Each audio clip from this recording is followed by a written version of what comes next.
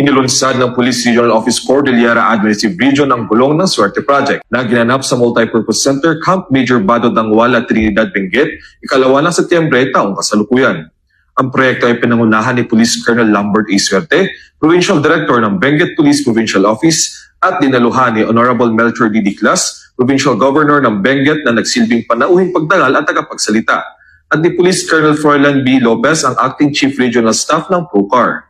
Dumalo din sina Atty. Zane Mark B. Bongayon ng National Police Commission CAR, CNT Builder, mga membro ng Provincial Advisory Group for Police Transformation and Development ng Benguet PPO, mga kinatawan mula sa iba't ibang ehensya ng gobyerno at mga stakeholders. Binigyang diin ang kaganapan sa pamagitan ng pamamahagi ng tulong sa mga benepisyaryo. Siyang natauhan ng PNP ang tumanggap ng tulong pinansyal at hygiene kits. Bukod pa rito, 16 na sibilyan ang binigyan ng wheelchairs at food packs. Ang mga ito ay pinondohan ng mga donasyon mula sa CNT Builders at mula sa nalikom na pondo sa Funshoot 2025 event na ginanap noong 14 ng Agosto taong kasalukuyan na pinangunahan ng Benguet PPO pag-PTD. Sa kanyang mensahe, ipinahayag ni Governor Diclas ang kanyang pagpapahalaga sa pinagtulungang pagsisikap sa pagitan ng PNP at mga lokal na pamahalaan upang mapabuti ang buhay ng mga taga-Cordillera. Binigyang diin niya ang kahalagahan ng pagbuo ng Healthier Benguet sa pamamagitan ng pagbabahagi ng responsibilidad at diwa ng bayanihan.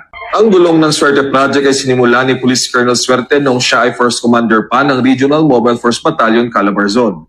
Ang pangalan ng proyektong Swerte ay hango sa kanyang apelyido na sumisimbolo sa pag-asa, pagpapatuloy at pagbabahagi ng pag-unlad. Ang inisyatibong ito ay nagsisilbing patunay sa dedikasyon ng PNP sa serbisyong may malasakit at pakikipagtulungan sa komunidad, na tinitiyak na ang pag-unlad ay patuloy na sumusulong para sa mga taga-Benguet at sa buong rehiyon ng Cordillera. Ito na siguro yung parang binigay ng Panginoon sa akin para maghanap ng mga nakatulungan natin ng mga kidang-kidis.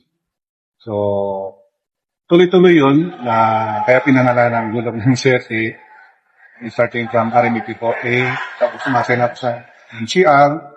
So, we are very thankful sa mga generous hearts na palaging sumusuporta sa gulong ng Swerte. At mga ibang kapulisan pa. Kasi adapted yan ng mga ibang units na rin. Aros, karamihan na ng units ay na PNP ay nagbibigay na rin ng wheelchair because nakita nila kung ano yung saya. Kasi kung minsan masasabi natin na overlook sila eh. Hindi masyadong napapansin sa community na meron palang mga ganyan na nangangailangan. Mula rito sa Police Regional Office Cordillera Administrative Region, ako ang inyong PNN Correspondent, Patrolman Christian Cruz ng Mountain Province Police Provincial Office. Alagad ng batas, tagapagtaguyod ng Balitang Pulis.